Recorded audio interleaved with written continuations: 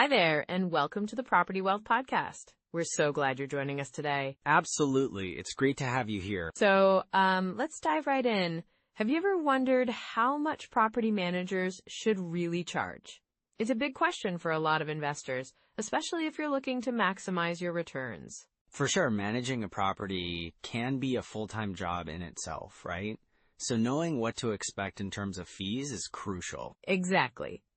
And today, we're going to break down those costs, like what are the typical percentages, what services you should expect for those fees, and even some tips on how to choose the right property manager for your investment. Yeah, and we'll touch on some common misconceptions too. A lot of folks think they can save money by managing everything themselves, but... Right, and that can sometimes lead to more headaches than it's worth. Definitely. We'll also discuss how good management can actually save you money in the long run, which is something many investors overlook. So whether you're just starting out or you've been in the game for a while, we've got some practical insights to share that can really help you enhance your property investment journey. Sounds good. Let's get into it. All right. So first off, let's talk about the typical fees you might encounter with property management. So, Sarah, when we think about property management fees, it's not just about what you pay. It's really about the bigger picture, like how this ties into your overall financial security, especially as we approach retirement age. Absolutely, Mike. I mean, for many folks over 40, this is a critical time to be thinking about how every dollar is spent. With the rising cost of living and inflation, every expense counts, right? Right, and let's not forget about the market shifts we're seeing. Depending on where you are, property values can fluctuate quite a bit. Having a good property manager can help you navigate those changes better. They really know the local market and can position your properties competitively. Yeah, and that's so key. I've talked to investors who have had properties sit vacant for months simply because they didn't have the right guidance. It can feel overwhelming when you have a mortgage to pay and no income coming in from that property. Exactly, and it can be really stressful. I remember talking to a guy named Tom who was in his early 50s. He had a couple of rental properties, but was managing them himself. He thought he was saving money by not hiring a property manager, but he ended up losing more due to missed opportunities and tenant issues. Oh, wow, that's tough. Did he eventually hire someone? Yeah, he did. It took him a while to come around, but once he did, he realized he could actually make more money in the long run. His property manager was able to get better rents and reduce vacancy times. The money he spent on management fees was far less than the lost income he experienced by trying to do everything himself. That's such a good point. It's not just about the fees, it's about the value they bring. For someone planning for retirement, ensuring that your properties are running smoothly can make all the difference, Absolutely. And let's not forget about the emotional side of financial security. Knowing that a professional is handling your properties can really take a load off your shoulders. It allows you to focus on other aspects of your life or even enjoy retirement more fully. Right. And with the current economic trends, we're seeing a lot of shifts in how people invest. Many are looking to real estate as a hedge against inflation, especially since traditional savings accounts aren't cutting it anymore. Exactly. Real estate can be a fantastic way to build long-term wealth, but it requires a solid strategy. And part of that strategy is understanding the cost of management. If you're investing in properties thinking they'll be a stress-free source of income, but you're not accounting for management fees, you might be setting yourself up for disappointment. So true. And I think it's also important to consider how this affects the next generation. Many people over 40 are also thinking about wealth transfer to their kids. If properties are managed well, they can become a legacy asset for family members. Yes, that's a great point. Imagine handing down not just properties, but thriving investments. A good property manager can ensure that your portfolio remains healthy and appreciates over time, making it easier for your family in the future. And it's not just about the dollar figures either. It's about creating a sense of security and stability. When people know they have something solid to pass on, it can really shift their mindset about retirement and wealth building. Right. And let's face it, the emotional side of this journey is just as important as the financial side. Seeing your properties grow in value, knowing that you've made smart decisions with the help of professionals, it can be incredibly rewarding. For sure, it's like building a safety net for yourself and your family.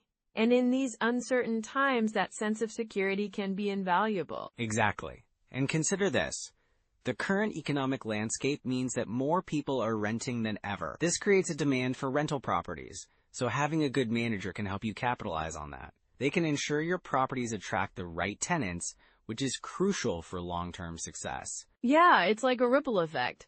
The better you manage your properties, the more stable your income becomes. And for those planning to retire soon, that steady income is like gold. Right. And let's talk about the practicalities. When you're looking at property management fees, it's essential to evaluate what services you're getting for those costs. Are they just finding tenants? Or are they also handling maintenance, rent collection, and legal issues? That's a really important distinction. Some companies might charge lower fees but offer fewer services, which can lead to more headaches down the line. It's about finding that balance between cost and value. Absolutely. And I always advise to get a few quotes, ask about their services, and check reviews. It can be a bit of work up front, but it pays off in the long run. A good property manager can actually save you money by keeping your properties in top shape. Right, and they have the expertise to handle situations that you might not be familiar with. For example, evictions can be complicated, and having a pro handle that can save you a ton of stress. Exactly. It's all about peace of mind. And, if you're investing in properties as part of your retirement strategy, you want to feel confident in the management side of things. Well said. All right, Mike, so now that we've laid out why this matters, let's dive into some core strategies for selecting the right property manager. So when we talk about how much property managers charge, it really varies, but a common range is about 8% to 12% of the monthly rent. Right, and that can feel like a lot at first, but if you think about the time and effort they save you, it starts to make sense. Exactly. And it's important to consider what services are included in that fee. Some managers might handle everything from tenant screening to maintenance requests, while others might just do the bare minimum. Yeah, like I've seen some property managers who charge a flat fee for tenant placement, say $1,000, and then a lower percentage for ongoing management. That's a good point. It's worth breaking down the services, because sometimes a slightly higher percentage might give you a lot more value. For sure. And if you're looking at the numbers, have you heard of the 1% rule? Oh, absolutely. It's a classic. The idea is that the monthly rent should be about 1% of the purchase price of the property. So if you buy a property for $200,000, you should ideally be renting it out for around $2,000 a month. Right. But keep in mind, it's just a guideline, not a hard and fast rule. In some markets, you might need to adjust your expectations. Like in areas where property prices are really high, you might not see that 1% return. Exactly. That's where you may want to consider the 50% rule too. Oh, what's that about? The 50% rule suggests that about 50% of your rental income will go towards operating expenses before you even think about mortgage payments. So if you're renting out for $2,000 a month, expect about $1,000 to go towards expenses. That's a helpful way to look at it.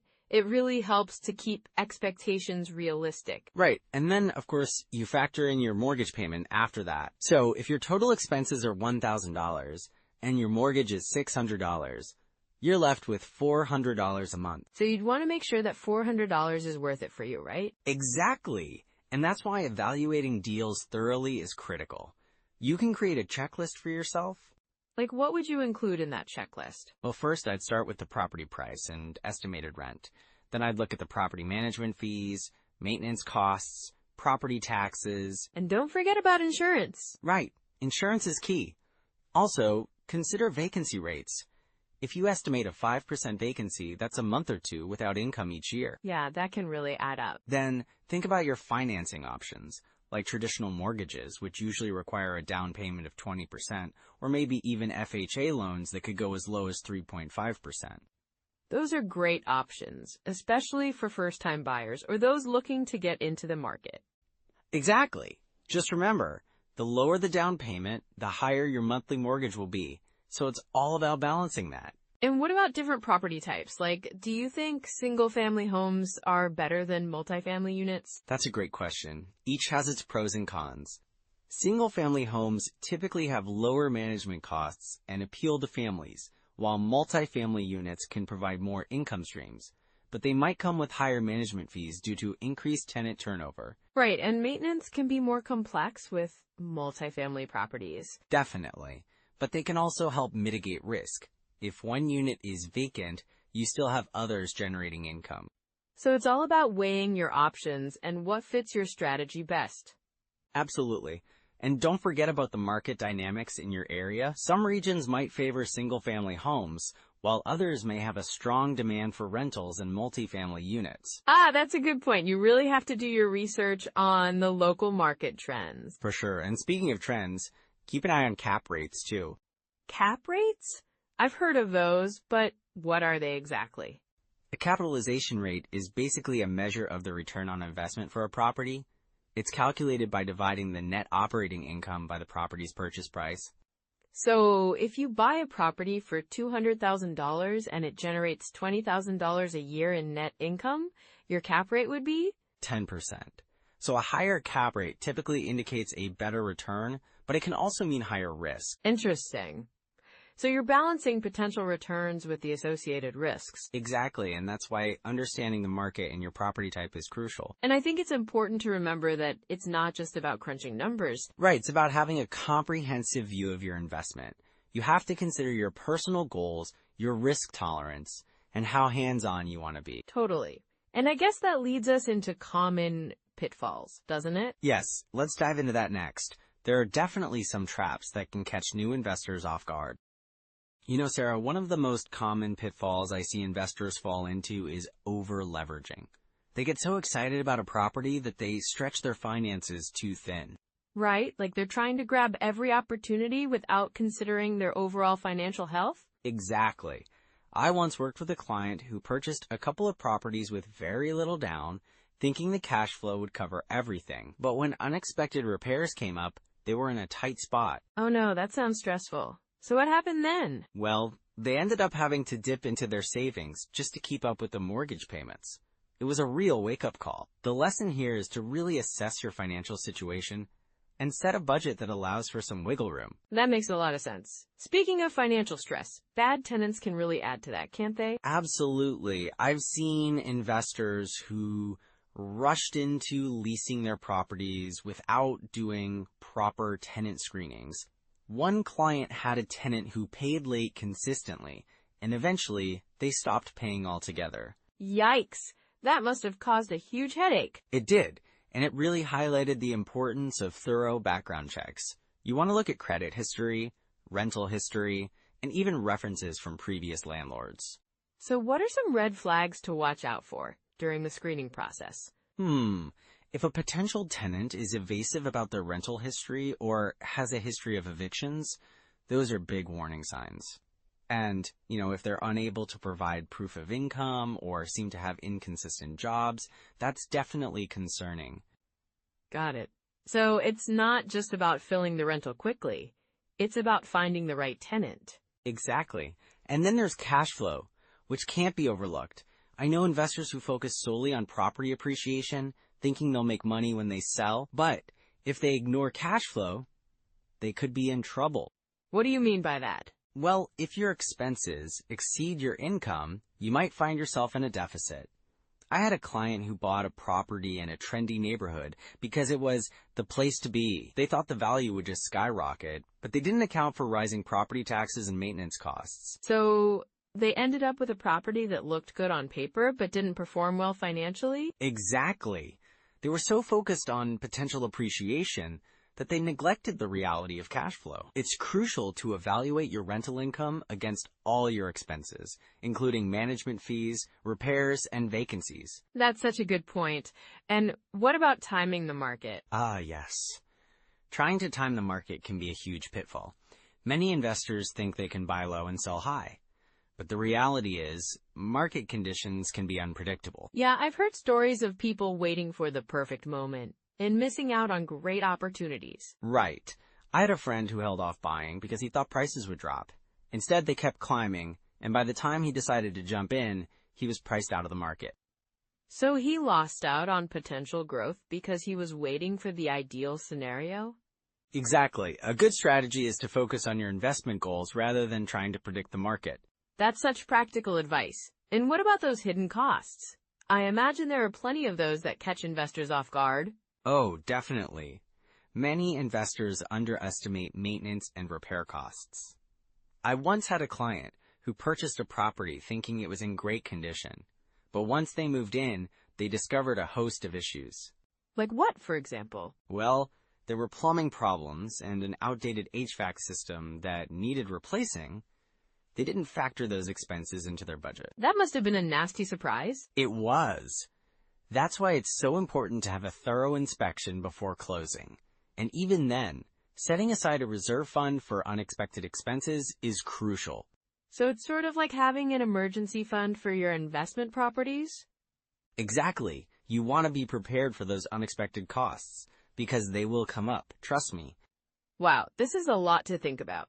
What can investors do to avoid these pitfalls? Well, first, always do your homework. Know your numbers, understand your financial limits, and stick to them.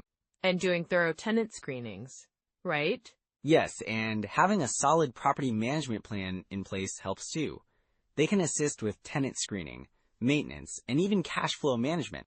So it's about building a good team around you? Absolutely. Surround yourself with knowledgeable professionals who can help you navigate the complexities of real estate investing. And that can really save you from a lot of headaches down the line. Definitely. And don't forget to stay informed about market trends, but don't let them dictate your decisions.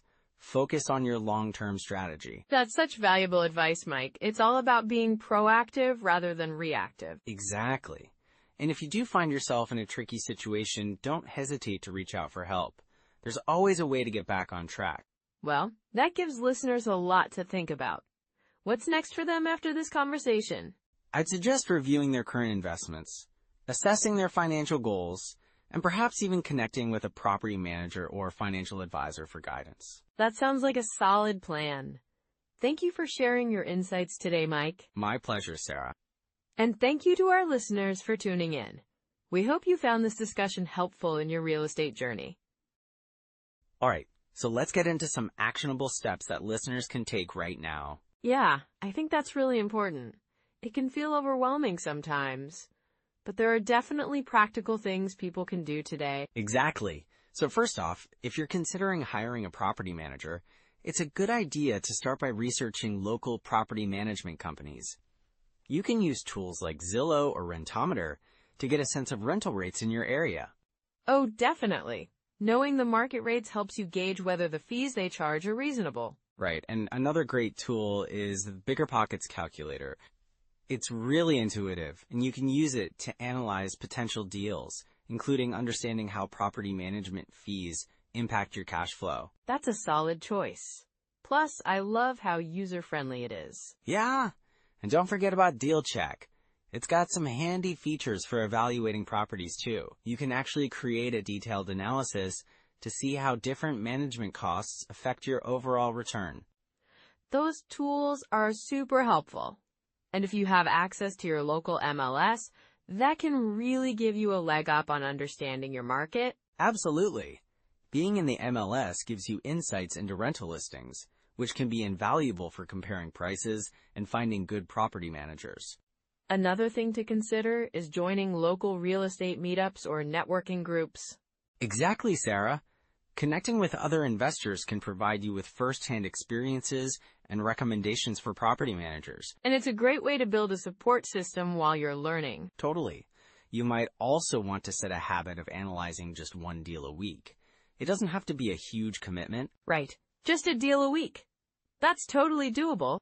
And it helps build your confidence and understanding over time. Speaking of building confidence, are there any books or podcasts you'd recommend?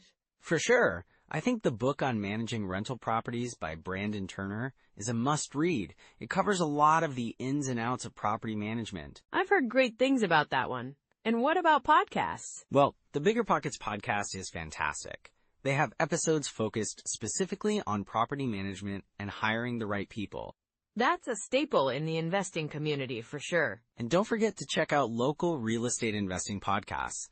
They often have guests who are property management professionals sharing their insights. That's a great point. It's all about learning from others, experiences. And as you're diving into these resources, remember to start small. You don't need to have it all figured out at once. Exactly. Just take one step at a time. Maybe try reaching out to a couple of property managers for quotes or setting up a meeting. Yeah, and even if you're not ready to hire someone right away, just getting that information can help you feel more prepared. It's like gathering intel, and if you find a management company you like, ask them questions about their fees, services, and what they include. Definitely. And don't hesitate to negotiate. Sometimes they're open to customizing their services to better fit your needs. That's such a good tip. It's all about finding the right fit for you. And remember, it's okay to take your time. Building wealth through real estate is a marathon, not a sprint. Yes, and the more informed you are, the better decisions you'll make down the line. So with these tools in your pocket, you're ready to move forward. Let's recap what we've covered today. So as we wrap up today's discussion on property managers and their fees, let's quickly recap some key takeaways. Absolutely. First off, remember to always ask about the fee structure. Not all property managers charge the same, and understanding their pricing can really help you budget effectively. Right, and don't forget about the importance of services included in those fees. Some might offer maintenance, tenant screening, and more, while others might charge extra for those services. It's vital to know what you're paying for. Yeah, and it's a good idea to compare a few different property managers. That way, you can gauge what's standard in your area and make a more informed choice. Exactly. And I'd say trust your instincts when interviewing them. You want someone who feels like a good fit for you and your investment goals. If they don't communicate well from the start, that's a red flag. For sure. And lastly, always read the fine print in the management agreement. Knowing the terms can save you from potential headaches down the road. Well, as we've discussed today, investing in real estate can be a powerful way to build long-term wealth, especially if you take the time to find the right people to help you along the way. Definitely. It's all about making informed decisions and surrounding yourself with the right support. So if you found today's episode valuable, please like, subscribe, and share your biggest takeaway or any questions in the comments below. And don't forget to share this episode with someone over 40 who's interested in diving into property investment. Next time, we'll dive into building a real estate team on a budget. That's going to be super helpful. Until then, keep investing in your future, and we'll catch you next time. Bye for now.